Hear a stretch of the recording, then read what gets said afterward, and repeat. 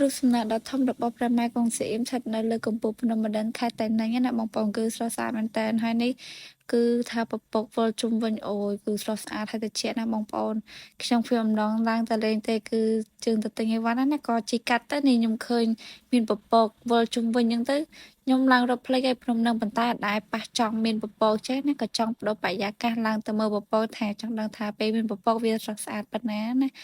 ពេលដែលយើងទិញសបត់ហើយគឺយើង check in ដើម្បីឡើងលើកន្ត្រកខ្សែកាបណាបងប្អូនដើម្បីឡើងទៅលើកំពូលភ្នំហើយនឹងគឺមានភ្ញៀវទេសចរគាត់មកលេងច្រើនដែរហើយនេះគឺទេសភាព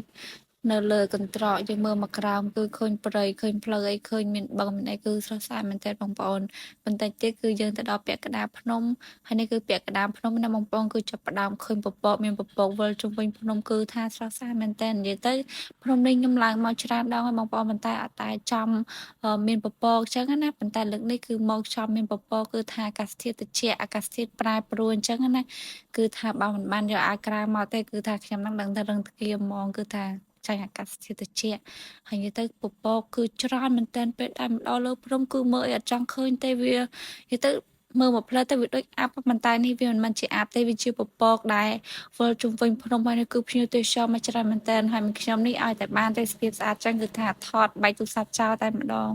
ហើយនៅលើកំពូលភ្នំហ្នឹងក៏មានកន្លែងហាងកាហ្វេដែលយើងចង់ថតរូបអង្គុយថតរូបអីក៏បានដែរគឺថាស្រស់ស្អាតមែនទែនហាងកាហ្វេគឺមានផ្កាមានអីហើយបុគ្គលិកក៏រួសរាយដែរ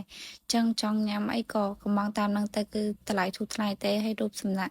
ព្រះពុទ្ធនេះគឺថាស្រស់ស្អាតមែនទែនពណ៌មាសឆ្វៃតែម្ដងគឺមានពពកវិលជុំវិញនេះសូម្បីតែព្រះម៉ែកុងស៊ីអ៊ីមក៏មើលអត់ឃើញរូបព្រះម៉ែដែរគឺថាពពកបងចិត្តចឹងតែម្ដងតោះមកខ្ញុំក៏មកលេងនៅខាងក្រោមរូបព្រះម៉ែកុងស៊ីអ៊ីមណាគឺថាស្រស់ស្អាតមែនទែននៅខាងក្រោមគឺមានច្រើនជាន់មែនទែនពេលយើងដើរលេងហត់យើងអាចចូលដេកបានគឺបង់លុយធម្មតានិយាយទៅមកភ្នំនឹងអីក៏មានដែរហើយនេះគឺមកទិញបិណ្ឌបាវញ៉ាំគឺនំប៉ាវណាបិណ្ឌបាវគេគឺរសជាតិដូចជាសាច់ជ្រូកចិញ្ច្រាំលាយជាមួយនឹងផ្សិតគឺថារសជាតិប្លែកម្យ៉ាងដែរហើយនេះគឺជាទេសភាពនៅខាងក្រោមរូបព្រះម៉ែណាបន្ទាប់មកយើងក៏ធ្វើដំណើរទៅលេងអ្នកតាកប៉ោងដើម្បីមើលគេបាញ់ទឹកណាបងប្អូនហើយដូចជានៅខាងក្រៅនេះគឺមេឃស្រឡះណាគឺពពកវាចាប់ផ្ដើមផាត់ទៅវិញច្រើនពេលដែលពពកស្រឡះគឺថាងាយស្រួលថតរូបមែនតើបងប្អូនហើយនេះគឺគេចាប់ផ្ដើមបាញ់ទឹកណាគឺភ្ញៀវទេសចរចូលចិត្តមកមើលកន្លែងបាញ់ទឹកនេះមែនតើគឺថាទឹកបើសិនជាយើងបានមើលពណ៌ភ្នែកគឺថាស្រស់ស្អាតខ្លាំងមែនតើហើយនេះគឺថាអូយទឹកគឺមានខ្ពស់ខ្ពស់ជាងហ្នឹងណាប៉ុន្តែខ្ញុំថតអត់អស់ទេហើយពេលដែលមកដល់ខាងលើវិញគឺថាពពកចាប់ផ្ដើមមកណែនតែនតាប់តែម្ដងនេះគឺត្រជាក់ខ្លាំងមែនទែនខ្ញុំជាមនុស្សចាញ់ត្រជាក់ផងគឺថាចង់ទ្រាំអត់ចង់បានទេបងប្អូនហើយនេះគឺជាភ្ញៀវទេសចរមកច្រើនមែនទែនចឹងបងប្អូនចូលចិត្តមើលវីដេអូខ្ញុំអីកុំភ្លេចជួយចុច like share follow page របស់ខ្ញុំម្នាក់មួយផងណាហើយនេះគឺជាទស្សនវិជ្ជាដែលខ្ញុំចុះទៅខាងក្រោមភ្នំវិញណាគឺថាអូយពពកគឺច្រើនមែនទែន